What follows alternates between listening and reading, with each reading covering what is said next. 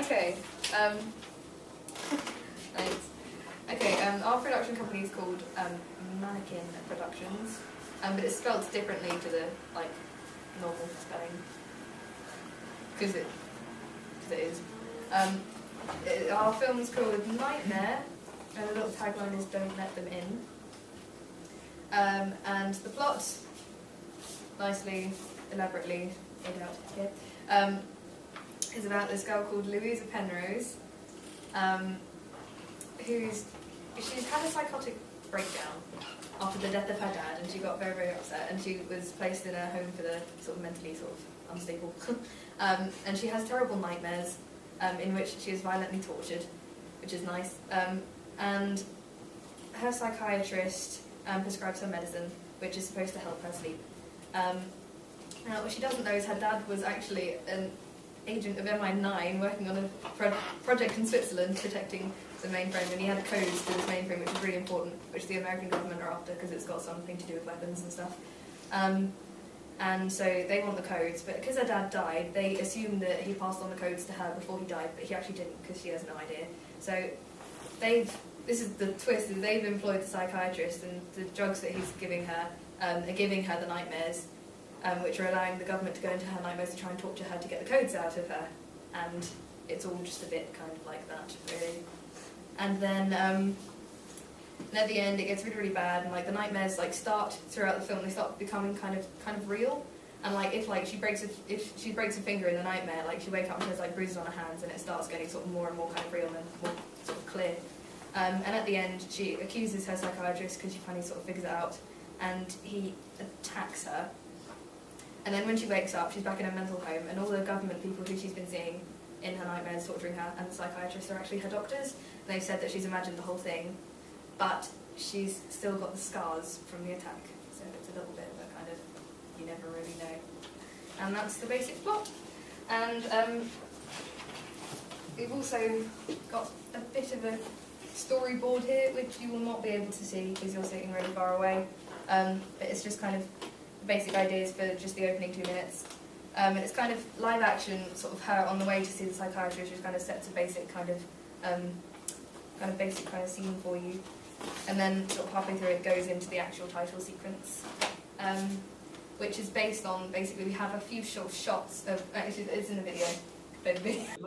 In our opening sequence, after the kind of live action stuff has stopped, is that called live action? Yeah, let's call it live action stuff has stopped, and the actual titles kind of start. We were going to use a bunch of different shots of little things that kind of add up to the story. So we're going to have one shot with a candle, which actually has quite a strong part in the story, and the scene with the bath drowning thing. And basically we're going to have the name next to the candle, and then the candle gets blown out, and then another name comes across, and we were just going to do different things like that with tiny little shots, kind of to make up kind of the title sequence after all the live stuff's finished. So yeah, that's the plan. Just thinking about how we're going to put effects on the titles, and they're all our titles, the costumes and who's in it and whatever, and we're going to do that in live type.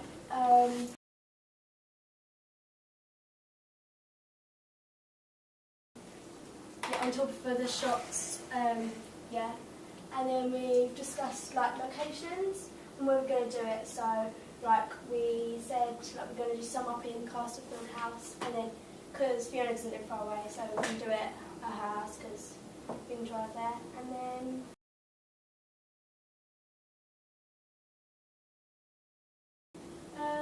Because we need a train station, we'll go to Reigate train station as well, so we planned out where we're going to film it. And that is our font up in the corner there. Yeah, our font for titles. It's the Mythbusters font, so that's cool.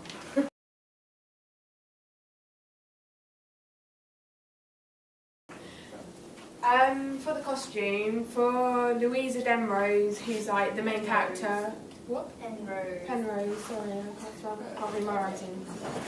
Who's just sort of mental. She kind of just wears very simple clothing, just a pair of jeans and a plain top, and just she's quite simple, and she doesn't wear a lot of makeup, maybe just a small amount of mascara. For Dr. Conrad, who's the psychiatrist, wears kind of just sort of very smart trousers, possibly either like a blazer or a jacket or like a lab coat, and just like a button-up shirt with smart shoes.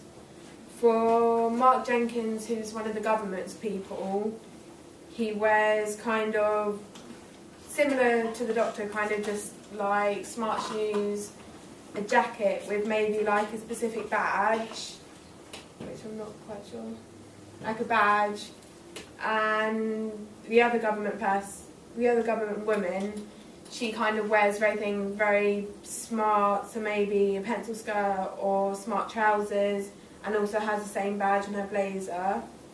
For Jenna, who's Louisa's like sort of best friend in a way, she kind of wears similar to Louisa, so quite simple but a bit more colourful.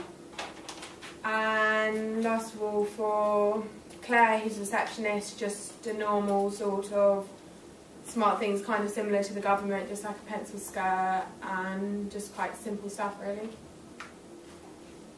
That's it. Okay, very good. Anyone got any questions you're not sure of? What about the sound? Sorry? The sound. About the sound. Yeah, what about it? The music. We haven't written music for it yet, but we will write some creepy music. Or I will write some creepy music, hopefully. But for the title sequence, I think we're just going to have some sort of keep it just like mostly sort of sound effects, and while it's running through the kind of live action stuff, just keep that all sound effects so that kind of runs with the clips. And then when the title sequence starts, get some music in then, maybe some kind of, some guitars, some electric guitars, and some kind of rocky kind of stuff.